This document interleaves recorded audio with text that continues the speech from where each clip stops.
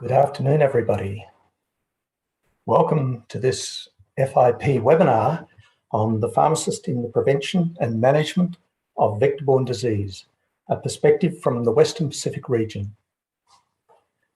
My name is John Jackson, and I'm the president of the Western Pacific Pharmaceutical Forum, and it's my great pleasure to welcome you and more than 100 of your colleagues here to this webinar today.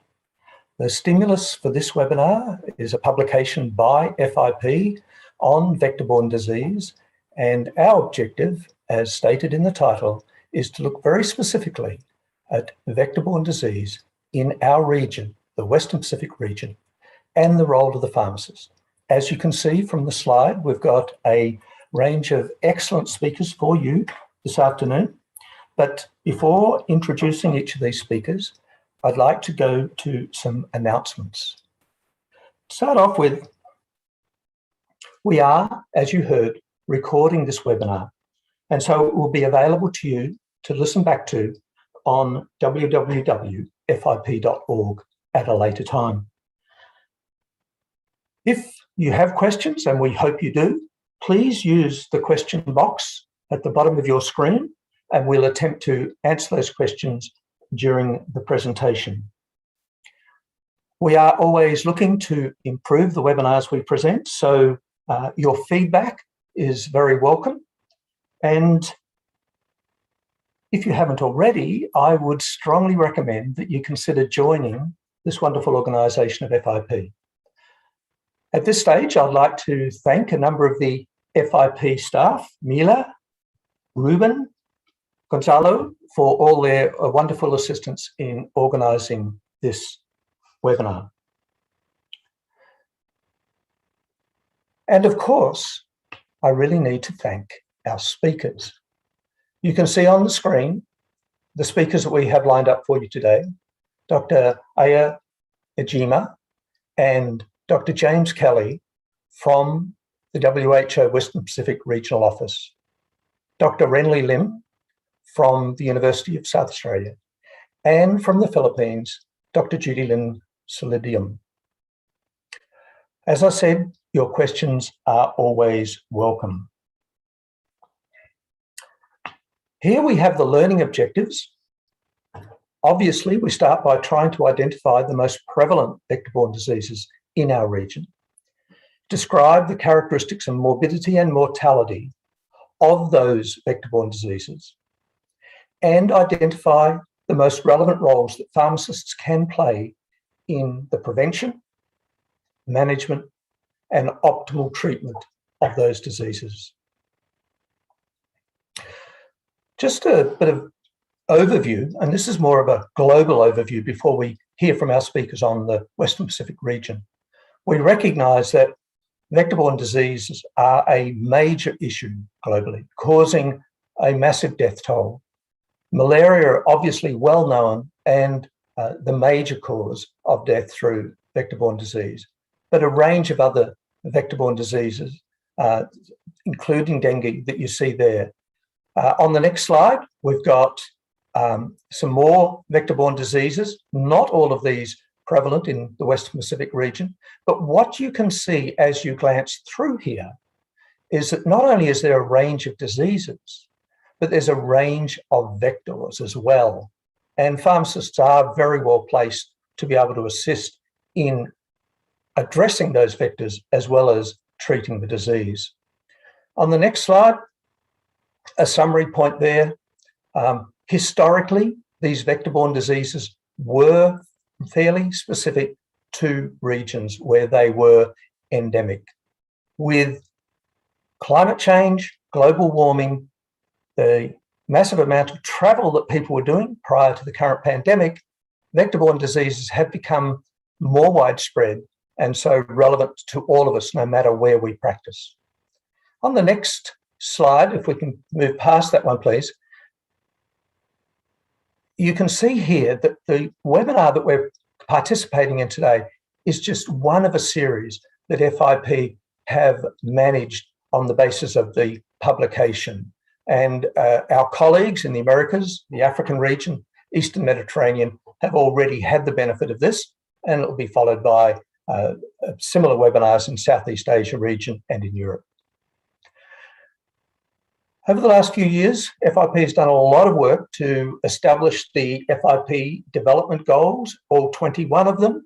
And you can see here the highlighted goals, 3, 5, 6, 7, etc., that our webinar relates to. So this is a very broadly relevant topic. It addresses things like advancing integrated services, collaborating with others, ensuring equity and equality of access to care, ranging right through to how we ensure access to medicines and services. This and the next slide are screenshots that you will not be able to read, but they're taken from the publication that FIP has released. And it shows not only the range of vector-borne diseases, but the vectors. And if you could read it, you would see that the vast, well, at least 50% of these vector-borne diseases are already prevalent in the Western Pacific region.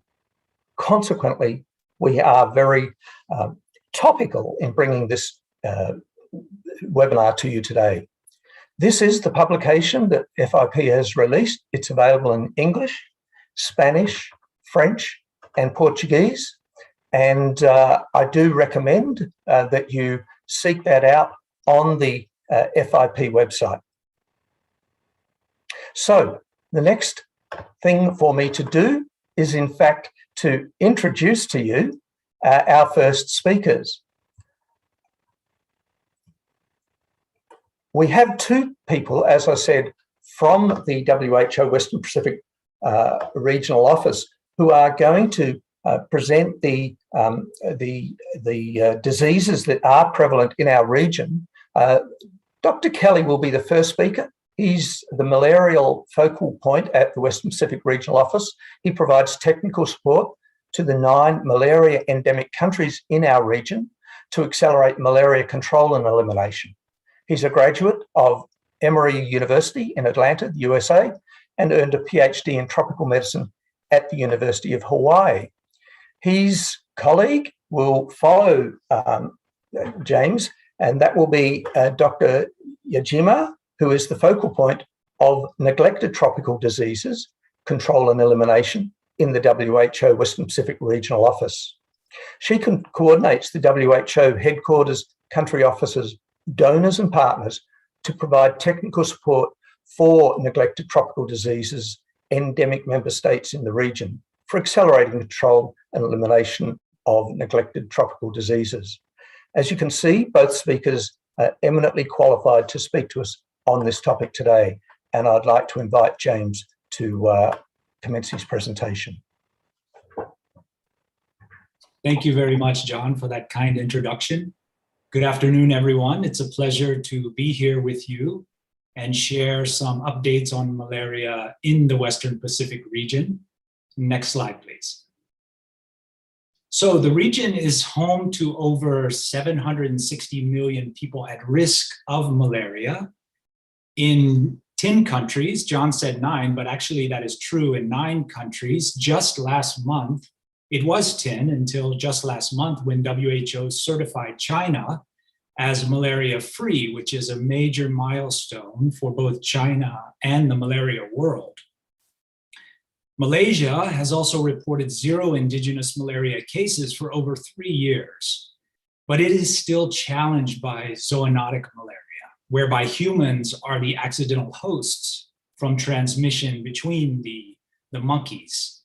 Zoonotic malaria is still causing several thousand human malaria cases in Malaysia and a handful of deaths.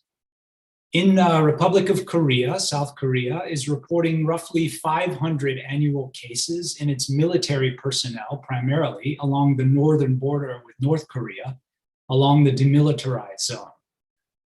And if we move to the Greater Mekong sub-region, or GMS countries, Cambodia, Laos PDR, and Vietnam, we find pockets of high transmission of malaria among people who primarily travel to the forest for income means or hunting and gathering. In the Philippines, we find pockets of malaria foci in the southern island of Mindanao and in the western island of Palawan. And finally, the Pacific Island nations, Papua New Guinea, Solomon Islands, and Vanuatu. Particularly the former is where we find most of the region's malaria cases and deaths. Next slide. In fact, on the figure on the left, it shows that 97% of all malaria cases in the region are reported from only 3 countries, PNG, Solomon Islands, and Cambodia, almost 80% of which are found in Papua New Guinea. Looking at the trends in malaria cases on the top right chart and deaths in the bottom right chart over the past 10 years, we see that confirmed cases have almost tripled. This is in part due to decreased domestic and national financing to control malaria, some vector resistance challenges to insecticides, and logistic challenges of controlling malaria in more isolated islands and hard to reach areas. Conversely, malaria deaths have substantially declined over the past 10 years from over 900 to 200, demonstrating that access to primary healthcare services for severe malaria has improved significantly across the region. Next slide, please. So if we look quickly at the various malaria species here in this slide, this has implications for treatment strategies.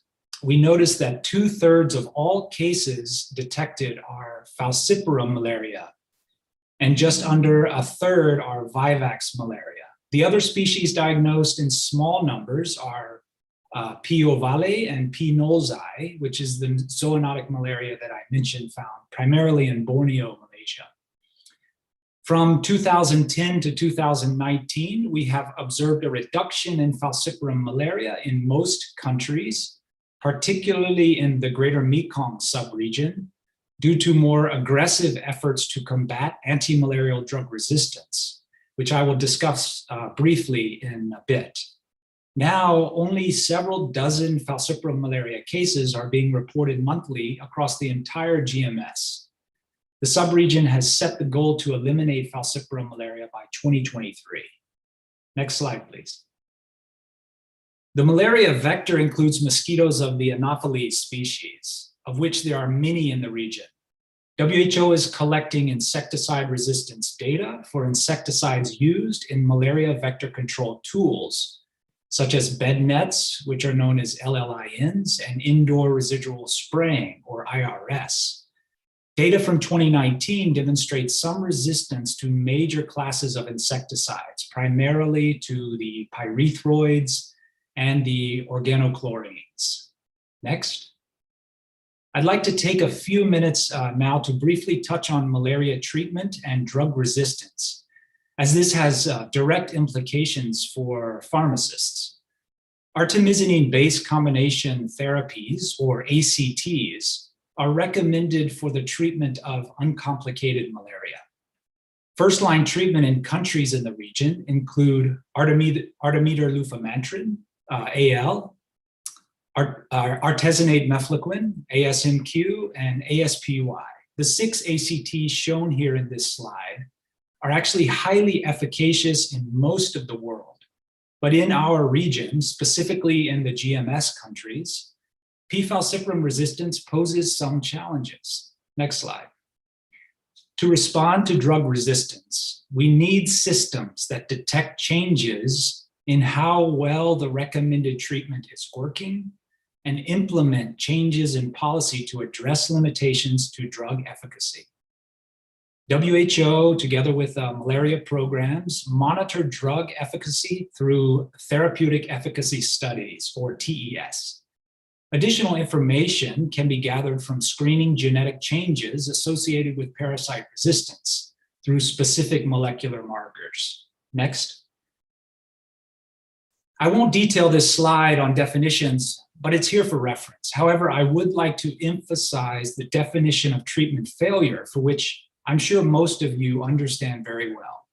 Treatment failure in the context of malaria is the inability to clear parasites from patients' blood or to prevent their recrudescence or further replication after administration of an antimalarial. Many factors can contribute to treatment failure, including incorrect antimalarial dosage, poor patient compliance, poor drug quality, drug interactions, and resistance. Most of these factors are indeed addressed in the therapeutic efficacy studies that countries are conducting, and these issues can drive ACT resistance. Next slide. So finally, I just wanted to show a quick example of results from 10 years of falciparum malaria therapeutic efficacy studies to illustrate the impact of treatment failure in the GMS. Although countries are still using effective first-line ACTs, primarily AL and ASNQ, we are observing sporadic treatment failures, and more so with ASAQ and DHA papiraquine, which are now being phased out entirely across the region. Next slide. So final slide here. Just wanted to highlight take-home messages that might be relevant. Malaria is an ongoing problem in the region, particularly in Pacific Island countries, PNG and Solomon Islands. Parasite resistance in the GMS is an ongoing challenge, but countries are closely monitoring resistance through TES. However, because of ACT resistance, there is an urgency to eliminate P. falciparum as soon as possible while treatments are still very effective. And finally, as you know, it is very important practice to ensure correct administration of ACT dosage, patient compliance, and proper drug quality to mitigate treatment failure and future expansion of parasite resistance. So I'll stop there. Thank you. The last slide is a slide of references. I encourage all of you to check if you're interested in learning more about the current treatment guidelines for uncomplicated and complicated malaria for the different species, as well as look at data from World Malaria Report and current guidance in other areas for malaria. Here are the links. Thank you very much.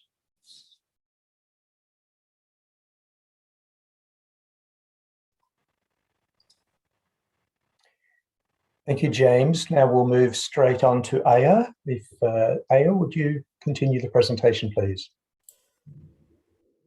Yes. The presentation, please.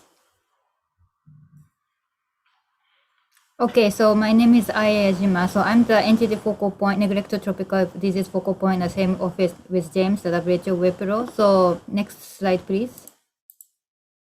So I would like to first introduce NTD in case some of you might not know. So neglected tropical disease are defined as a diverse group of communicable diseases conditions that disproportionately affect population living in poverty, meaning the community which has limited or no access to the adequate sanitation, basic living condition, or health services, and cause important morbidity and mortality, including often a stigma and also social discrimination in those populations, and therefore justifying us to make a global response.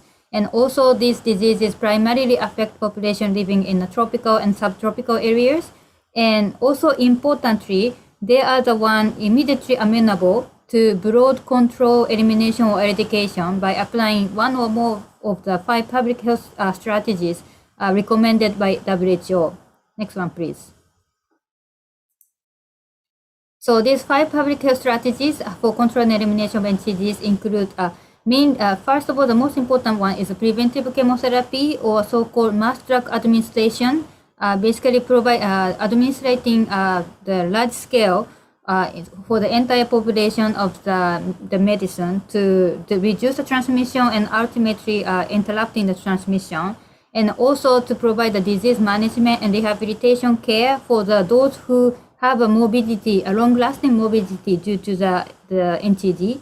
And these two are considered a medical intervention for rapid impact. And in addition to that, because many of the NTDs are vector-borne or zoonosis, and also the related to WASH, so we also facilitate or promote a veterinary public health intervention, or vector control, or the improvement in sanitation or water supply and hygiene. And these 3 are considered environmental intervention for sustained impacts of all 5 public health intervention. Next one, please. So in the Western Pacific region, we have 15 NTDs endemic in 28 countries and areas, and of which 5 here highlighted diseases are vector-borne diseases, including lymphatic filariasis and schistosomiasis and foodborne dermatitis, which are not mosquito-borne but snail-borne parasitic diseases, and leishmaniasis and dengue. And today, because of the limited time and also leishmaniasis is only endemic in China. So this time I will focus only on lymphatic filariasis and dengue. Next slide, please. So lymphatic filariasis is an infection caused with one of 3 species of parasitic worm, the roundworm, transmitted by mosquito, depending on the areas. And different mosquito species are primary vector. And this lymphatic filariasis, or LF, is endemic in 22 countries and areas in the Western Pacific region. And it causes a significant morbidity, as you can see in the picture. So often, and most of the time, it's asymptomatic. But then in some of the cases, it can progress to the severe lymphedema and hydrocele. And therefore, the WHO launched the global program to eliminate lymphatic filariasis in 2000 with the target to achieve the global elimination of lymphatic filariasis by 2020, which is now extended to 2030 with the launch of the new global NTD roadmap early this year. But the Western Pacific region actually has the best and the fastest progress in terms of the LF elimination. So in our region, out of 22 formerly endemic countries, 10 countries have already achieved elimination as a public health program by end of the 2020. Next slide, please. Next slide. Yeah. So the LF elimination global program has 2 pillar strategies for LF elimination. So the first pillar, the most important one, is to conduct the annual round of large-scale mass drug administration, or what we call MDA, using a combination of 3 medicines: the albendazole, ivermectin, and DEC, the diethyl carbamazine citrate, and for 1 to 2 years with high treatment coverage. And this is the purpose of this mass MDA is really to reduce the transmission, and so that there will be no more new cases appearing. And but also as a pillar 2, because the patient who already developed the lymphedema or hydrocele will not reverse their condition even with the treatment of this medication. Therefore, we have to ensure the universal access to care for patients with LF-associated morbidity such as lymphedema and hydrocele will be continuing even after the LF elimination the status is achieved. And this will include the treatment and care and referral to surgery for those who will need it. Next slide, please. So this shows the current status of Wipro countries in terms of the LF elimination. So as I mentioned, the 10 countries in the region, and particularly including 8 countries in the Pacific Island countries, have already achieved LF elimination as a public health problem. And 2 countries are also continuing undertaking the post-MDA surveillance towards elimination. And now we are really closely supporting with different donors and partners for these remaining 10 countries to accelerate elimination of LF using this MDA strategy. Next, please. So now I want to move on to the dengue. So I think everybody knows about this disease. And so this is the infection caused by infection with the dengue virus, and primarily mainly by the Aedes aegypti mosquitoes. There are 4 dengue virus serotypes, meaning that you will not get infected once you get infected with 1 serotype, but it is possible to be infected with 4 times, with a different serotype. And while many dengue virus infection produce only mild illness, the dengue can also cause acute flu-like illness, and occasionally this develops into a potentially lethal complication called severe dengue diseases, especially when the person have the infection with the second or different serotype that the person was infected earlier. And as we all know, there is no specific treatment for dengue or severe dengue. Therefore, early detection of disease and providing access to proper medical care is essential to lower a fatality rate of this severe dengue to below 1%.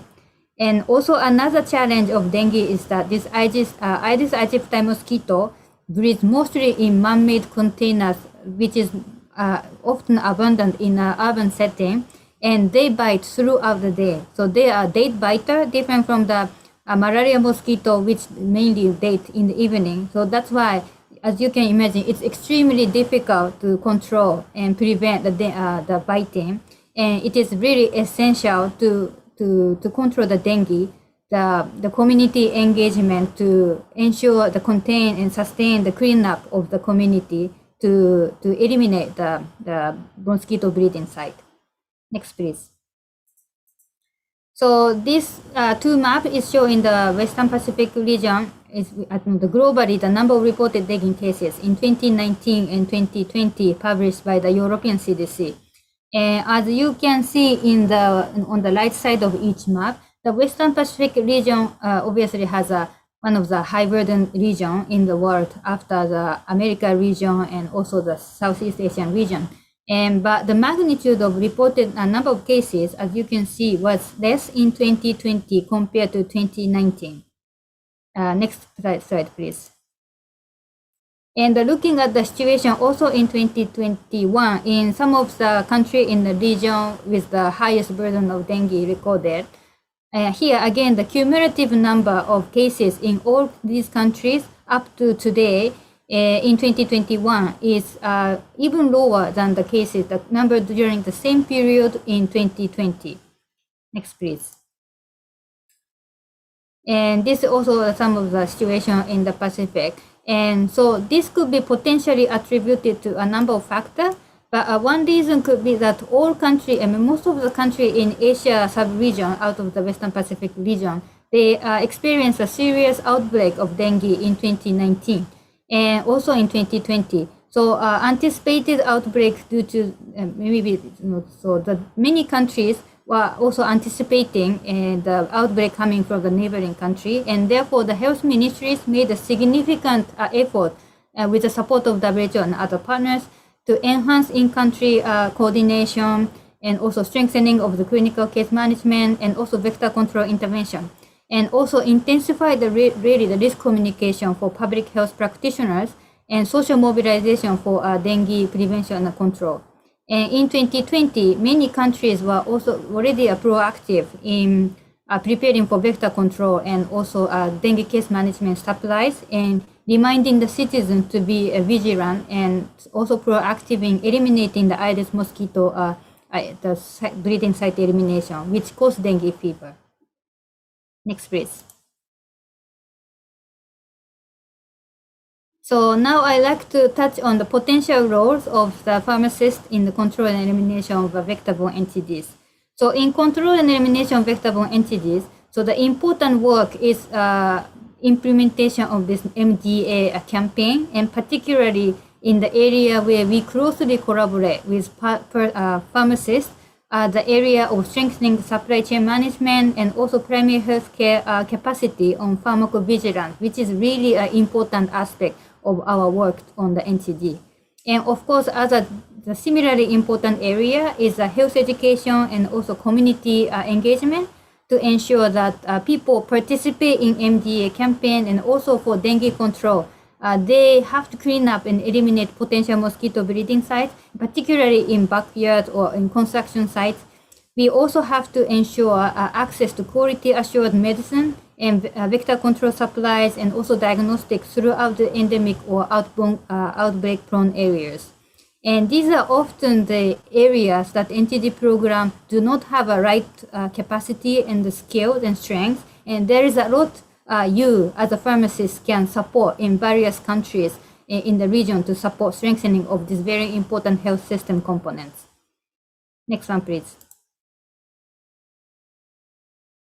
So in the summary, so I want to just summarize that the NTD affect hard to reach vulnerable community that have a limited access to adequate sanitation, basic living condition, and health services, and also significantly affect their quality of life and often trap them in the vicious cycle of poverty. An annual large-scale MDA campaign is highly effective in reducing and ultimately eliminating the disease transmission of LF and also many other NTD. And actually, the MDA is also a main strategy for elimination of schistosomiasis and also foodborne trematodes that I mentioned as a snail-borne NTDs. But this effective implementation of MDA and also morbidity care for the patients due to the NTD really require strengthening of the capacity in supply chain management and pharmacovigilance, and also enhance the access to quality assured treatment and care, which pharmacists can play an important role. And in terms of the dengue, there is no specific treatment for dengue, and early detection and clinical management is the key to prevent causality.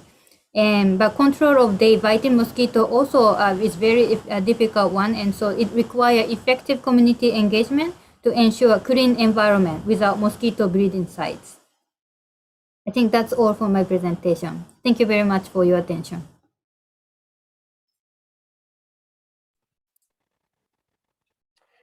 Thank you very, very much, Aya, and thank you again to James for providing us that overview of the major NCDs in vector-borne diseases in our region.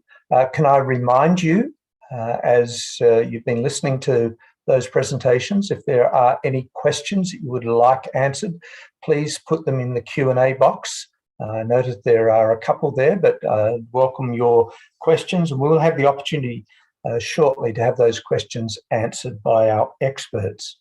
It's now time for me to introduce our next speaker, and this will be Dr. Renly Lim, who will provide us an overview of the pharmacist's role in relation to vector-borne disease. Renly is a research fellow at the Quality Use of Medicines and Pharmacy Research Centre at the University of South Australia. She was evaluation leader of the Village Drama Against Malaria project in Cambodia in 2016 to 2019, which was funded by the UK Wellcome Trust. And I know Renly's had a lot of experience in a number of countries in the region, and I'm sure she'll draw upon that experience in speaking to you today. Renly, please, your presentation. Thank you very much, John. Can I have the next slide, please? Hello, everyone. Thank you again for the invitation to speak. So today I'll be talking about the roles that pharmacists can play in the prevention and management of vector-borne diseases. Next slide. So before I start my presentation, I wanted to briefly talk about my background and what I do, and which hopefully will explain why I may or may not be able to answer some of your questions on vector-borne diseases. And we would then leave that to experts like James and Aya. So I have a background in pharmacy. I completed my pharmacy, Master of Pharmacy in the UK. I then worked 12 years as a hospital pharmacist. And then I did my PhD in Malaysia, where I ran a clinical trial for a medical device. And in 2016, I worked at the Mahidol Oxford Tropical Medicines Research Unit, where I was part of a bigger program for malaria elimination. I was based in Thailand, but we were mainly working in Cambodia. And since 2017, I moved to Australia and I started working as a research fellow, working mainly in medication safety, quality use of medicines, and health services research. And just to share that I am also the current president of the FIP Young Pharmacist Group. So as you can see, I'm a pharmacist with a bit of experience in this space. I'm happy to share what I know about and what I've learned in terms of malaria, vector-borne diseases, medicines use, and pharmacy in general. Next slide. Thank you. So in November 2020, FIP published a handbook entitled Vector-borne Diseases, a handbook for pharmacists. The handbook provides not only a comprehensive overview of the different types of vector-borne diseases, the management and treatment of the disease, but also share different strategies for the prevention and control of vector-borne diseases, as well as the many different roles that pharmacists can play to combat vector-borne diseases. So I highly encourage fellow colleagues to have a read at this very informative handbook. because most of what I'll be presenting today is actually taken from this handbook. Next slide. So why pharmacists? Well, pharmacists, as we know, we are one of the most accessible healthcare professionals in the world. I'm sure everyone at some point will have visited or consulted a pharmacist. So this means that we get the opportunity to always engage in regular and meaningful conversations with our patients, and subsequently they often develop trust with patients. And also I think there've been many studies and surveys and whatnot now that have shown that pharmacists, we are viewed as trusted educators. Next slide. So what are the roles that pharmacists can play in terms of prevention and treatment and management of vector-borne diseases? So in addition to what I mentioned earlier about like supply chain management, primary health care workers, education and training, advocacy work, data management and so on. These are the 7 roles. 6 of them are taken from the handbook. So that would be education on prevention methods, advice on the use of repellents, compounding of mosquito repellents, improving vaccination coverage, optimize adherence to treatment, and reduce social stigma, and also conducting research on vector-borne diseases. And in the next few slides, I'll share, I'll talk a bit more about each of these roles. So given we know that prevention, how important vector control is, I believe all pharmacists should have an understanding of the different methods to prevent the spread of vector-borne diseases, so that we can educate the public on these prevention methods. And so, for example, in regions where there are mosquito vectors, so pharmacists should be able to educate the public on things like the proper use of insecticide sprays, vaporized or aerosols indoors, and the importance of using mosquito bed nets. We can encourage people to use protective clothing to prevent bites, and also counseling on proper application of mosquito repellents. Other than advice on how to prevent bites, pharmacists can also advise patients on how to make your entire home uninhabitable to vectors as much as possible, how to use indoor approved insecticides, use of properly fitted windows and screens, and drainage and coverage of water sources. And so all these are really detailed in the handbook. And finally, it is also important, it's not a common knowledge, I don't think so. It's important to know that not all vector-borne diseases are transmitted through vectors. So in this case, Zika virus and the sleeping sickness transmission can actually occur through sexual intercourse. So the next slide, here we show different variety, the correct use of repellents. When patients come into the pharmacy to purchase repellent, we could advise on how to correctly use repellent, because we know that repellents protect against the bites. So you need to use them correctly in order for them to be effective, and that they come in different forms, and they usually protect for 4 to 8 hours. So things like that is important to advise, but the importance of reapplying after a period of time. So pharmacists should also be familiar with the different types of repellents available. So one of the most commonly used repellent is DEET, and the duration of protection then depends on the concentration. So for example, a 10% DEET protects for approximately 2 to 3 hours, whereas the 25% DEET can offer protection for up to 6 hours. An alternative that is less effective is citronella. It is the choice for younger children, so less than 2, and then in pregnant women, just because it's less toxic and doesn't poison the environment, but it is less effective. The next slide. So of course, pharmacists, we always talk about adverse effects, adverse drug reactions, monitoring of all these adverse events. So of course, with repellents, it's also important that pharmacists is able to educate patients about the number of precautions that should be taken to prevent adverse events associated with the use of repellents. So for example, the concentration should not exceed 30%, not to apply repellents clothing, not to apply under cuts, wounds, or anywhere that can irritate the skin. Do not spray in closed areas or directly on the face. Do not apply on children's hands because they might eat it. Again, this is a summary, just a number of recommendations to avoid adverse effects. Again, in the handbook, there's a few more, and I just didn't want to list so many in one slide. So please check out the handbook. Compounding, this is actually something that I learned recently when reading the handbook. So in areas or situations where there is a shortage or a lack of access to industrially manufactured mosquito repellents, pharmacists may actually be able to compound the repellents.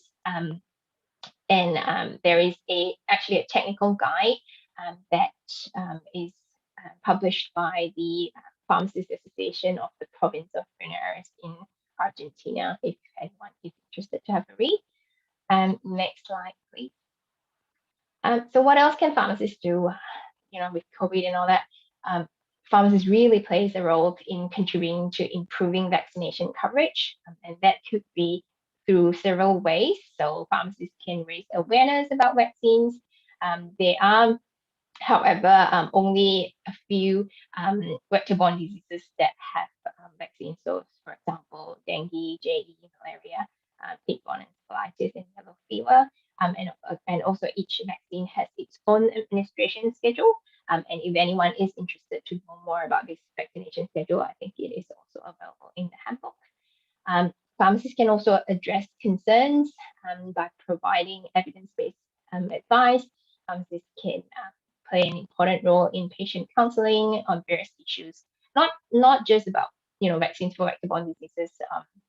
In general, with like COVID-19 and vaccine hesitancy and all that, the pharmacists can play a key role in discussing some of the benefits and risks of having a vaccine.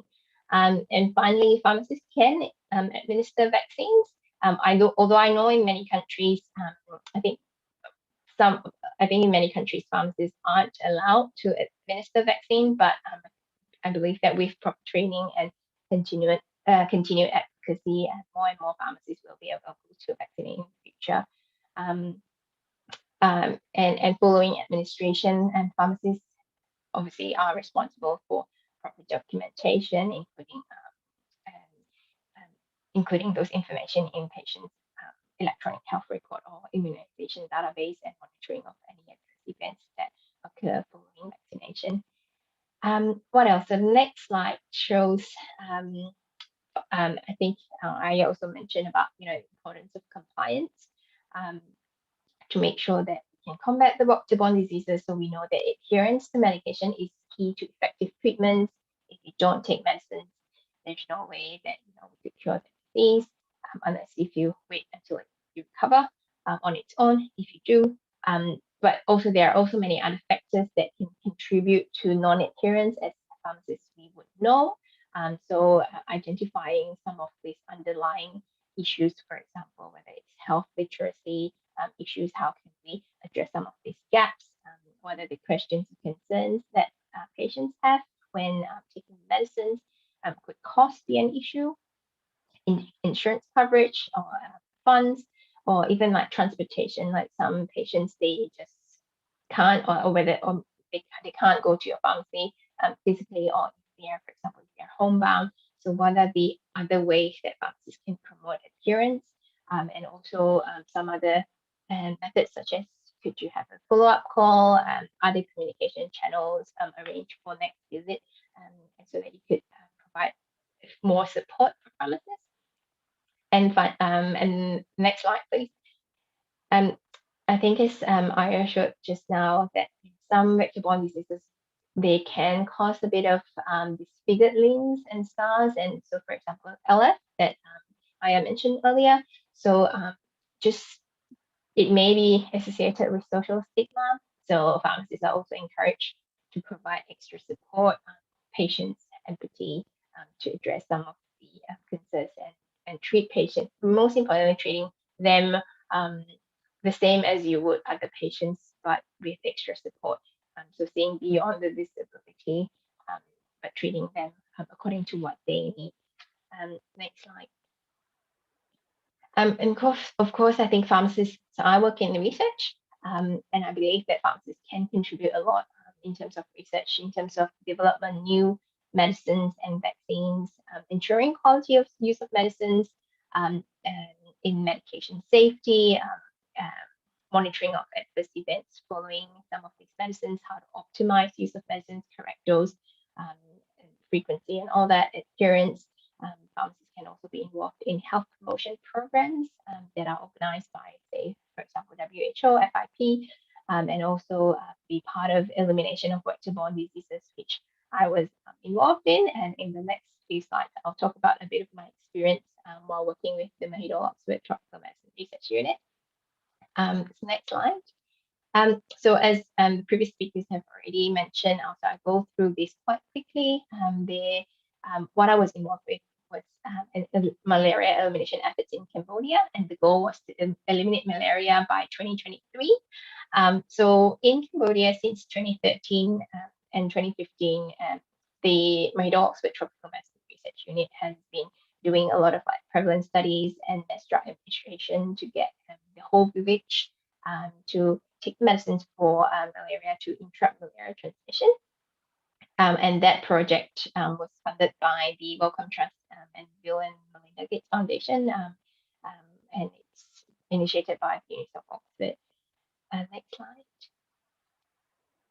So what I was involved with was I was part of this project called Village Drama Against Malaria. In fact, I believe that my person who recruited me to be part of the project is here today as well. She's the assistant professor, Patio. She worked at University of Oxford and she's based in Thailand. She asked me a few years ago whether I was interested to be, she knew that I was a pharmacist finishing my PhD, and she asked if I was interested in this project. And I was like, oh yeah, sure, why not? So the objective of this project was to engage rural communities to understand and support malaria control and elimination, and it involves local people in the performances to maximize effectiveness of health messages. So this is really a health education program, because in Cambodia, health literacy is really low. People sometimes they don't trust researchers or the medicines. And how can we effectively mobilize these communities to be part of the mass drug administration program so that we can eliminate malaria in Western Cambodia? Next slide. So this is Village Drama Against Malaria. The messages that we conveyed were really simple. We wanted them to have early diagnosis of malaria, to complete their 3-day course of free treatment, prevent mosquito bites using insecticide-treated nets, and use bed nets, especially for forest workers and visitors and migrants where they have a higher risk of malaria. Next slide. So what we did, we had a 3-day workshops. We went from village to village. We performed different arts and dramas and workshop using music to convey some of the key messages about malaria. So this is a bit unconventional, but just showing like a lot that health professionals and pharmacists can do in terms of educating people especially in rural villages where they don't actually usually get access to good quality health information. Next slide. So this project went on from 2016 to 2019, and the project reached 55 villages and over 43,500 attendees. This is quite a huge number, considering these are people who live in areas where there is no internet connection, there is no electricity, there's no transport. So, you know, if we don't go to these villages, these people really don't get the health information or get to participate in mass drug administration. Next slide. Right, I think this is my last slide. So I was really fortunate to be involved in this project. We did publish a few papers, just 2 that I was the lead author. And if anyone's keen to know more about the project, this project is still ongoing. We had to put on hold. So Pek Yong, who is also here, she would be able to share more. I think it was put on hold because of COVID.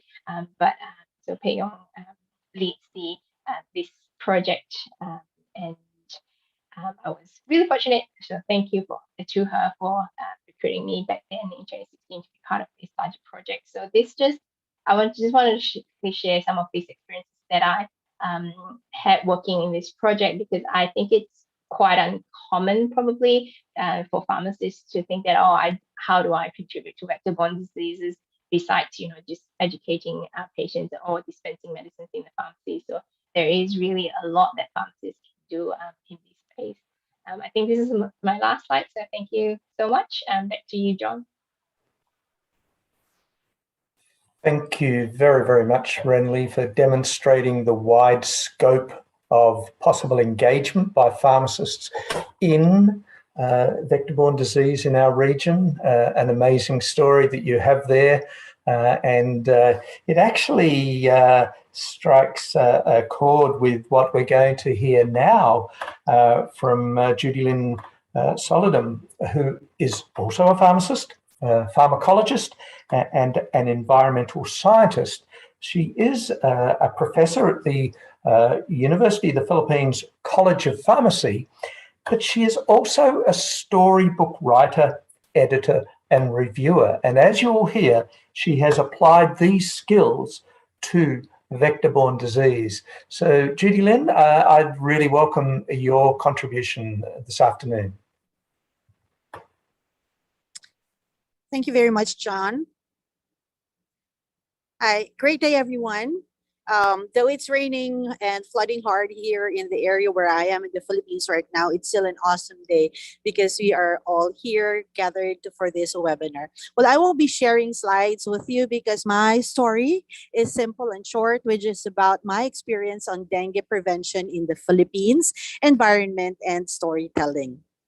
As a background, the Dengue Remove Program, Eco-Socio-Economic, that I headed was under the Philippine Department of Science and Technology, National Research Council of the Philippines. It is a national program funded by the said organization, and it spanned from 2012 until 2015. Well, I was supposed to proceed in the next years after 2015, but as fate would have it, unfortunately, I had breast cancer, so I decided to drop the idea in order for me to be able to focus on surviving.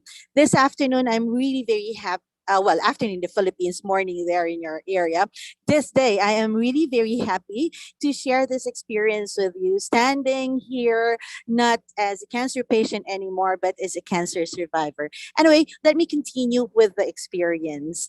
In the initial research portion of the program, a gap on information dissemination to children was identified in the pilot study area, which is Quezon City. In that area, the case of dengue was really high. So the team tried to fill this up. We got very interested to close the gap, basically because children are the ones often affected by dengue virus here in the Philippines. So we used the teaching learning technique that is already in place, but is rarely used and often not seriously viewed in the academia, since it looks like a not so scholarly strategy. And yes, I am talking about storytelling. In 2005, Robinson mentioned that storytelling as a teaching strategy activates students' mental processes, imagination, and interest, which results to better understanding and recall of information. And then in 2009, Sanchez and his co-authors made use of stories, and they found out that this enhanced values and character education amongst children in the middle school of the United States of America. And then UNESCO in 2010 corroborated with the statements of Robinson and Sanchez, saying that, yes, telling stories is a valuable teaching skill. It is both entertaining and educating, and it teaches important concepts, attitudes, and skills. Now, being a mother of two, I have always believed in the tagline of bookstores around our area here in the Philippines. It says, the more children laugh, the more that they learn. And I think even adults would appreciate that kind of learning. See, stories make us do both, laugh or smile and learn at the same time. Also, personally, I opine that if we start teaching early, teaching children early, they imbibe the lessons better and they can use it for life. This is somewhat biblical in nature, but yes, I believe in that. And when children learn, their families learn as well. And adults are indirectly educated too, because kids are very generous in sharing their experiences. There were no available books for children on dengue and its prevention in the Philippines that time, and I think until this date. So I started writing original storybooks together with the team. Now, these were eventually published by the Department of Science and Technology and the National Research Council of the Philippines, solely for information dissemination campaigns. These books have been reviewed and approved by officials of the Philippine Department of Education, and all books were granted ISBNs. The first book that we wrote is entitled Mosky, ang Vampirang Lamok. In English, it is read as Mosky, the Vampire Mosquito. The term Mosky, or the word Mosky, came from mosquito, and Mosky is the main character of the first book. This book talks about the basic cleanup of an area, removal of green overgrowths, water from and all water collecting containers like used tires, open vessels, even water collecting plates that households here in the Philippines commonly place under old refrigerators, since these old refrigerators would accumulate water coming from the apparatus, coming from the appliance. So we have to collect them so it won't mess up the area. Only in the Philippines. So, the book also talks about the proper use of mosquito coils and community fumigation. On the sides, there is discussion also on the use of long pants and shirts, as well as the use of mosquito nets and repellents. The second book that we made for the children for the filling of the gap is entitled Dinudugo si Dino. In English, it is translated into hemorrhaging Dino. This talks about the symptomatology and pathophysiology of dengue. The book talks about how the dengue virus can damage the bone marrow, which is the platelet producing center of the body. It also talks about how the virus can possibly affect blood vessels that eventually affect blood cells, hence damaging platelets, and the antibodies that might be produced that destroys platelets. We also talked about in this book signs of dengue, which include headache, muscle pain, bone pain, joint pain, nausea, vomiting, pain behind the eyes, swollen glands, rashes, severe stomach pain, fatigue, irritability, difficulty or rapidity in breathing, and then finally the bleeding of the nose or the gums or both, or bleeding under the skin that looks like bruising. Hence the title, Dinudugo si Dino, or Hemorrhaging Dino. And the third book that we wrote is entitled Huwag Mo Kong Kagatin. Mokong is the main character. That's the name of the character. But when we translate it in English, the title would read, Don't Bite Me.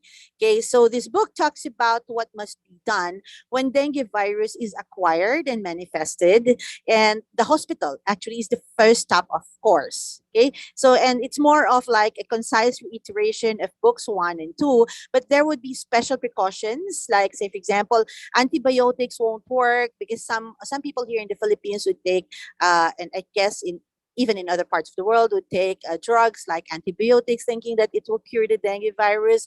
But there is a precaution that no, antibiotics won't work here, and you shouldn't do self-prescription. And that goes not just for the dengue fever, but for all of the diseases that the public would think would be needing antibiotics. And then OTC pain relievers like aspirin, ibuprofen, naproxen sodium are not to be taken, since it can increase the risk of dengue fever, bleeding complications. So this parts on giving the readers or learners this warning on drugs would be very pharmaceutical in nature, and is within my responsibility really to share to the public.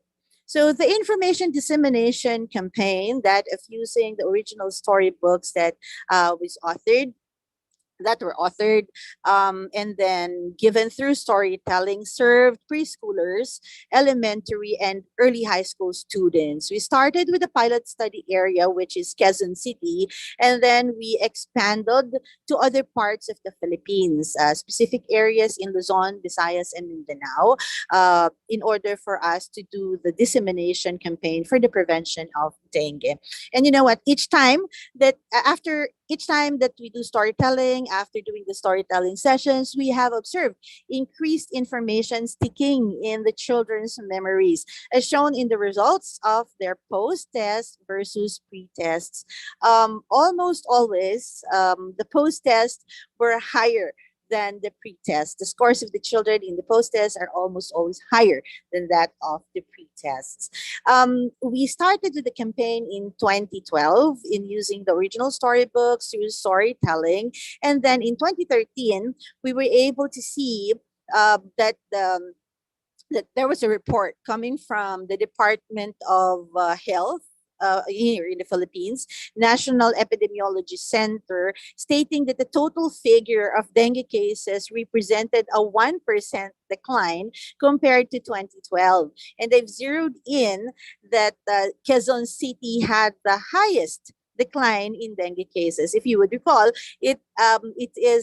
that is our pilot study area. It's in Quezon City. And it continued to decline until 2014, inclusive of the National Capital Region, according to the report of dengue morbidity by the Department of Health in the Philippines. Well, we didn't get any data to show that the decline was brought solely by the storytelling program. We are cognizant and we acknowledge that such decline is due to a multitude of factors. One thing is sure though, and we're really very happy about this. Our program is very much part of that multitude of factors. With that alone, we feel great already that we have been part of the solution in improving the health of the public in relation to dengue. Well, as of the moment, I am in the initial collaboration process with an institution. Now that I am, hopefully the recovery and the survival from cancer continues for some time, for a long time. Well, I'm praying for that for a long time.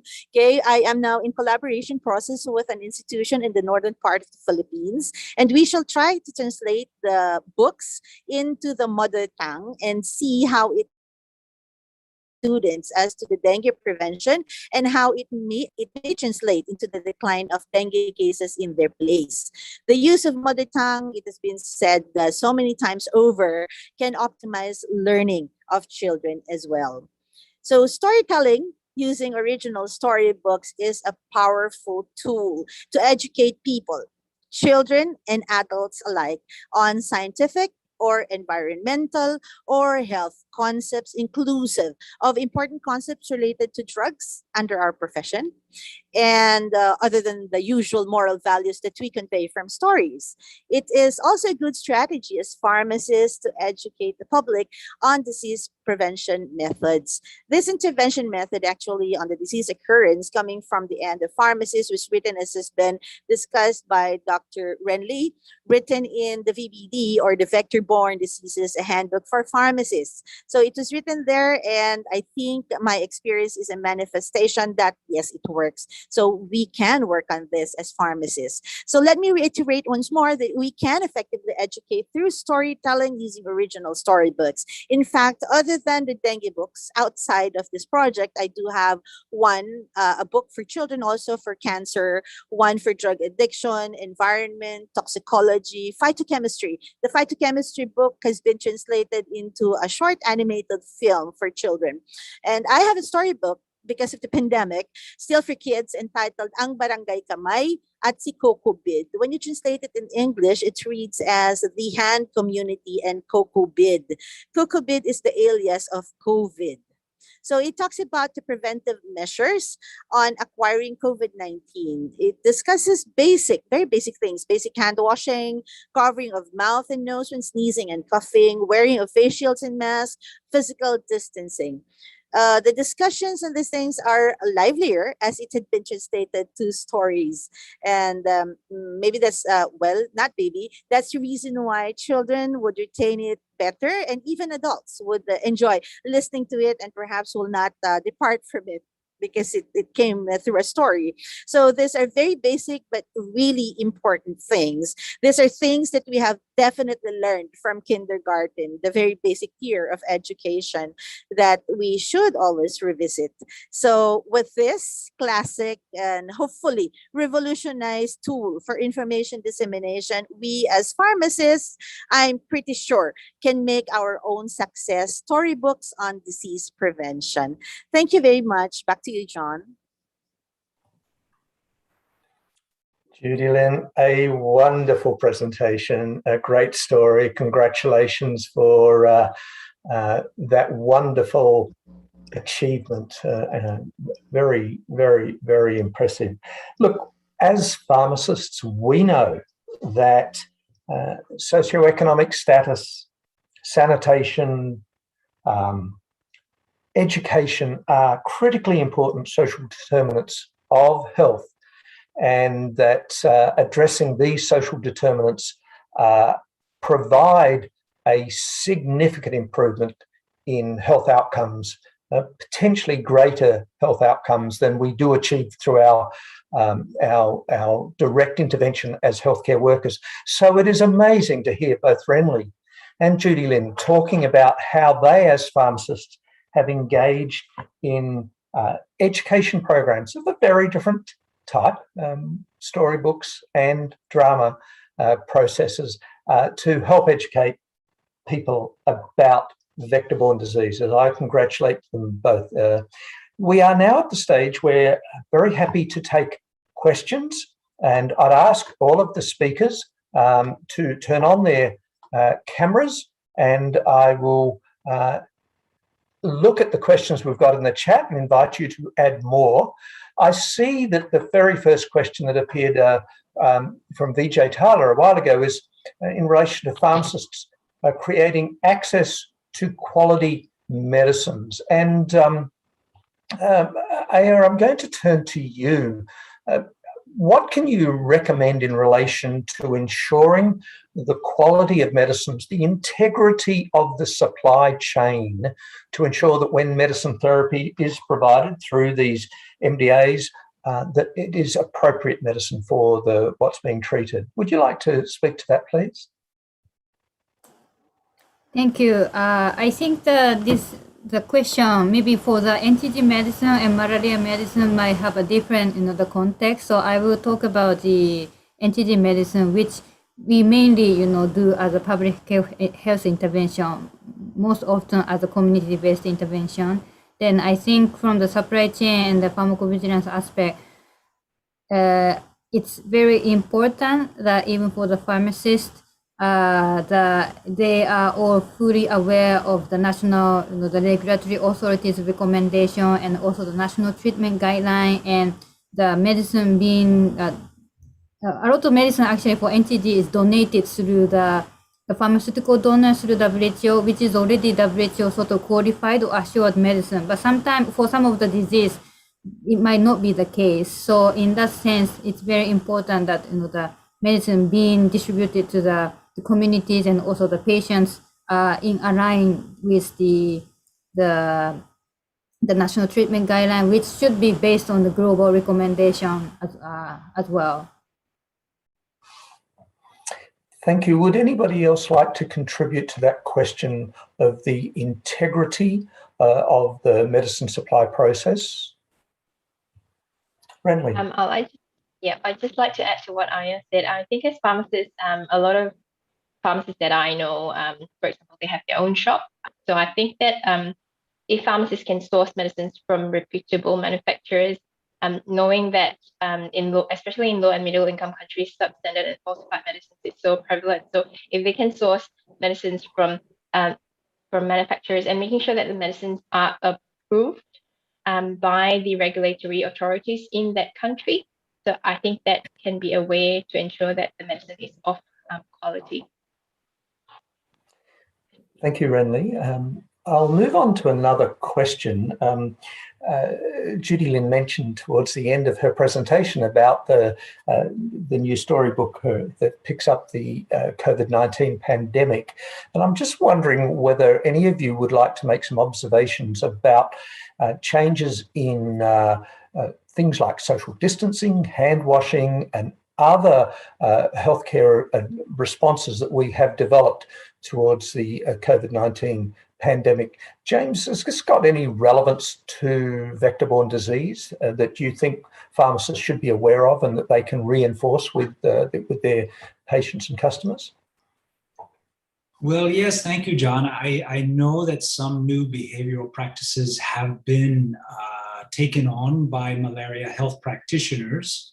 Pharmacists, I'm not fully aware, but I'm sure in some of the countries that we are supporting, these issues may come around. But I know in terms, for example, when one of the interventions for malaria is bed net distribution, which was normally be done by community workers to help go house to house to distribute these bed nets. But that practice has had to change a bit to control malaria and distribute these bed nets by having a single point of distribution with social distancing lines and schedules for households to come and retrieve their bed nets. That's just one example of how sort of COVID has changed some of the practices of implementing the malaria interventions. That's not directly related, I think, to pharmacists, but I know in the GMS in some countries like Cambodia and Vietnam, small pharmacies will sell these bed nets, so that might be a relevant issue. In terms of anti-malarial treatment, I think most of the small clinics that we are supporting in these countries are continuing to diagnose and treat for malaria as they were doing pre-pandemic.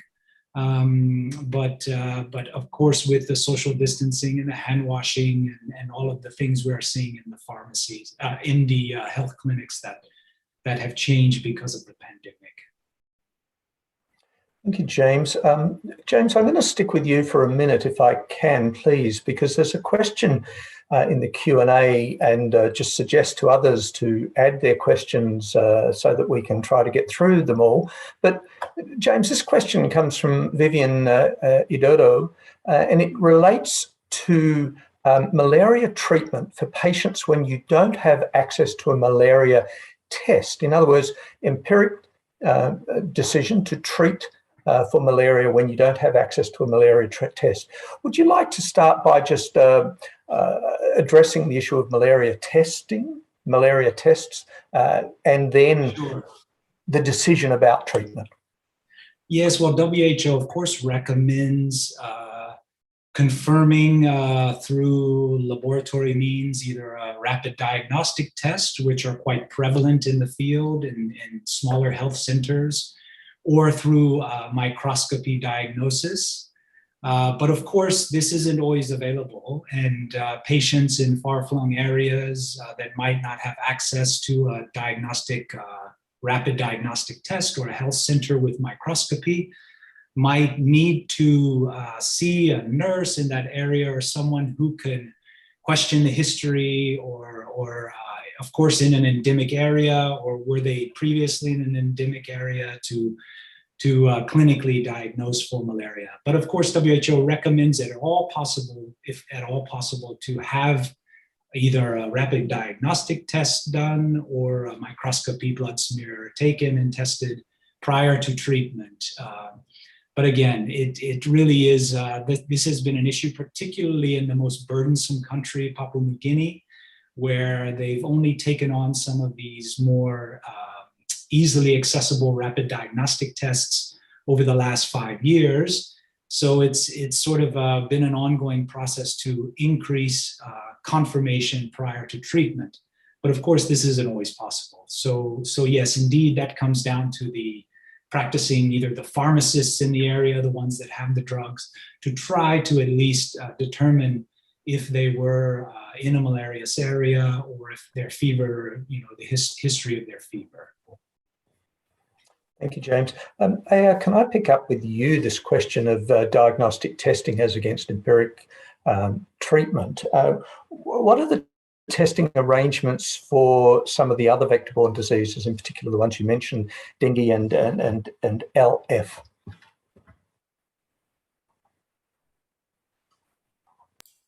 Sorry, for the testing, these two have a very different, again, context. So lymphatic paralysis, usually people don't notice until they develop the severe morbidity. And by the time, it's often like after 10 years, 15 years of infection that they slowly develop. And by the time they come to the health clinic for the diagnosis, then they are already not infected anymore.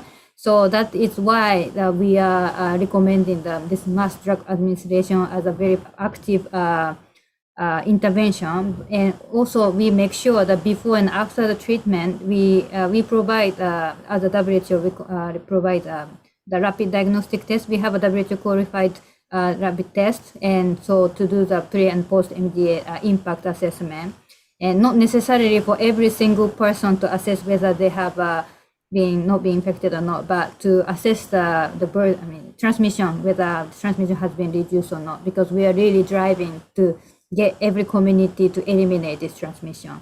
But dengue is a completely different disease. So people have the flu-like symptom, and then they come to the health facility. And the one issue of the dengue again is that we don't have a very good standardized diagnostic tool. So in the big cities like in Manila or in the big city with the facility, they can use the PCR, the highly advanced technology. But at the lower, the limited resource setting, then there is a rapid test, but then WHO hasn't really have a standardized the way of validating the quality of the rapid test. So that's where the WHO is working now to really do the external validation of the available rapid diagnostic test to ensure the quality and make a recommendation. So the work is in progress. And also in the resource limited countries, so we now, the WHO and the partners are creating a network of the laboratory so that the sample can be sent to other country and then do for the laboratory confirmatory test in the country where they have a facility available, for example, for the small Pacific Island countries. Thank you, Aya. Look, Judy Lynn, your talk generated some very interesting questions and responses. I'll start by asking you one here from Vijay Tala. You focused on storybooks for children as a means of education, but what's your thoughts about similar methods for telling stories to adults and having them develop health behaviours through storytelling or other means beyond storytelling? Okay, as I've mentioned, I believe that storytelling is powerful and it goes for children. It can be effective for children and even for adults. If I could recall in one of my toxicology classes, I used some form of storytelling just to impress one particular concept of that of Paracelsus, of having the dose that will delineate the drug as therapeutic from that of toxic. And then they appreciated better the concept of that, and then I allowed them to create their own storybooks coming from the different concepts that they're taking in toxicology, and I think it worked. It stuck into their heads better, and they enjoyed the activity as well. So I think as far as storytelling is concerned, it knows no bounds as to the age. For as long as I've mentioned a while back, I'm sure even you, John, would want to learn better when you are smiling than when you are stressed out with your lecturer. So I guess that's my answer to the question. Thank you. Thank you. Look, we've got further questions in the chat, but there are two topics that I would like us to try to address. One is vaccination, because it's not only relevant to some vector-borne disease, but a broader role for pharmacists in vaccination, addressing both vaccination hesitancy and being involved in the administration of vaccines. I'm going to come to that in a second. But just so that you're aware, the second question that I will pose to the group is the question of global warming, climate change, and its impact on vector-borne disease. And we'll wrap up with that question in a few minutes. So, Renly, I think you mentioned vaccination as part of your presentation. You were suggesting that pharmacists in some countries are playing a role in administration. But there's more that pharmacists can do, and in particular around vaccination hesitancy. What's your recommendation there? That is a very tricky question and a very difficult one. I guess other than educating patients, I think I saw a comment that says that pharmacists are often looked down, like in one of the Q&A. And I think that if pharmacists can show our value to the community in terms of providing quality information on medicines, and that gets seen as, and then if we can make ourselves a better trusted healthcare professional. So I know in Malaysia, for example, my mom would say that our pharmacists are like at a lower rank than a doctor, for example. And that's just not true, because we just play different roles. And if we can establish ourselves as a medicine expert, which we are, then I think vaccination, we can then promote ourselves as, medicine safety expert and vaccination. Like our expertise is on monitoring adverse events, and I don't see that being limited to only medicines. That can be also on vaccination. And if we can expand the care that we provide in addition to medicines into vaccination, I think patients will be a bit more receptive, hopefully. It is a really difficult question. I don't really know how to answer that question other than being just a trusted educator for patients, I guess. Renly, I think you have touched on the very important points there. Trusted, informed, and accessible health professionals who can give an unbiased view in relation to the benefits of vaccination. That's a key role for pharmacists. Judy Lin, there was a question in relation to the situation in the Philippines and pharmacists in vaccination. What's the current status of pharmacists and vaccination in the Philippines?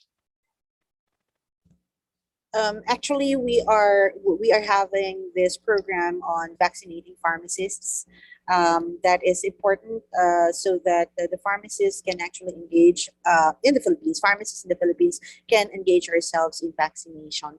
And I think that will really facilitate the giving of vaccines to a lot of people if pharmacists will be into that particular work. And we are doing pretty well in the Philippines on that. Thank you. So now let me come to that question I flagged that I was going to ask, and the issue of climate change and impact on disease. And James, what's your understanding of the likely change in distribution of some of these vector-borne diseases? And because this makes some of these diseases an issue for countries that might not have needed to face them previously. Yes, sure. I agree in full, and I think it really we look at the vector primarily when thinking about the transmission patterns and the prevalence of disease. It takes three. It takes the host, it takes the vector, and it takes the parasite.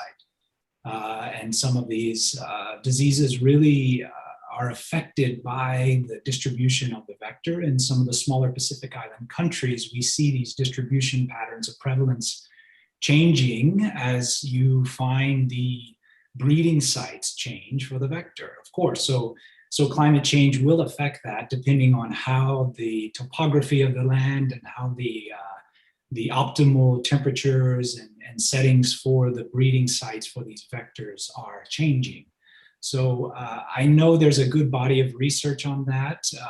I can't source exactly some references right now, but it certainly is playing a role, and I think that Importantly, in this issue is just to, I think the pillars that WHO is recommending for vector control through the Global Vector Control Response document, as well as the malaria guidelines, can help address some of these issues that are, even with climate change, changing some of the patterns of prevalence can combat.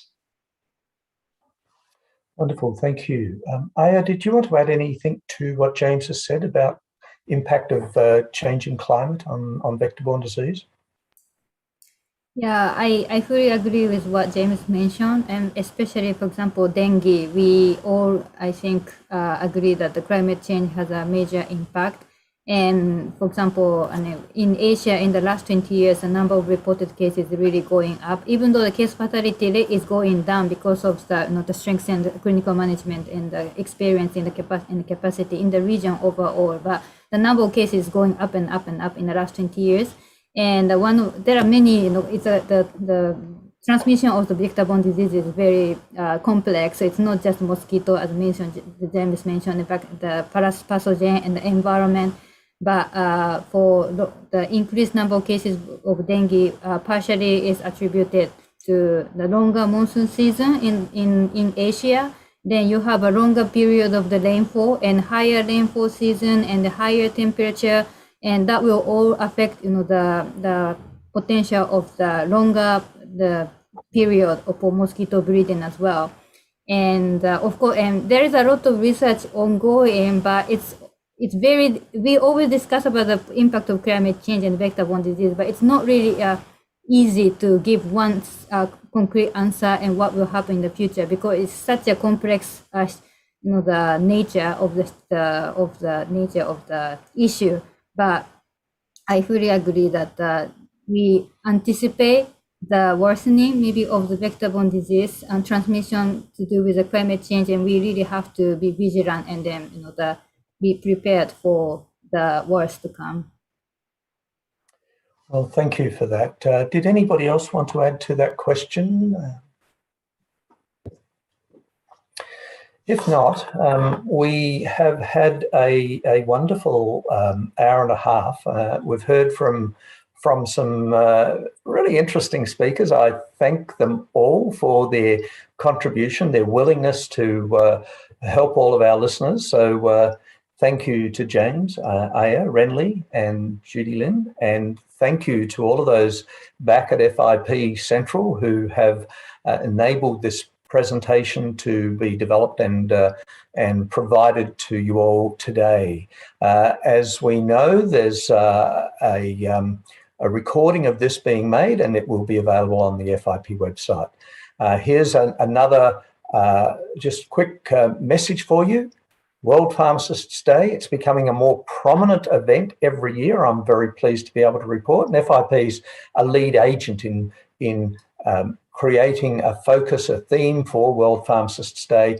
It's a couple of months off, but it will come around quickly. Pharmacy, always trusted for your health is the tagline there. And can I suggest you start thinking about how you might celebrate World Pharmacists Day on the 25th of September. So thank you, everybody. As we say, this event is available on fip.org, and if you want to listen back to it, that's where you will find it. Thank you for your attendance, and good evening from us all. Bye.